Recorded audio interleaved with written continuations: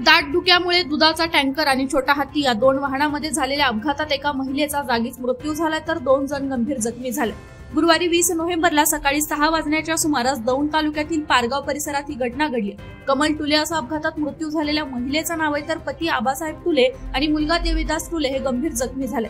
मिळालेल्या माहितीनुसार मागील अनेक दिवसांपासून टुले कुटुंब हे शिरूर येथून भाजीपाला खरेदी करणं आणि दौंड तालुक्यातील आठवडे बाजारात त्याची विक्री करणं असा व्यवसाय करत होतं। गुरुवारी रात्री 2 वाजता शिरूर येथून भाजीपाला खरेदी करून हे कुटुंब 6 वाजण्याच्या सुमारास पारगाव गावालगत असलेल्या भीमा नदीचा पूल ओलांडत असताना दाट धुक्यात छोटा हत्ती आणि दुधाचा टँकर यांची समोरासमोर धडक झाली। या धडकेत कमल टुले यांचा जागीच मृत्यू झाला तर पती आबासाहेब टुले आणि मुलगा देवीदास टुले हे गंभीर जखमी झाले असून त्यांना खासगी रुग्णालयात दाखल करण्यात आले।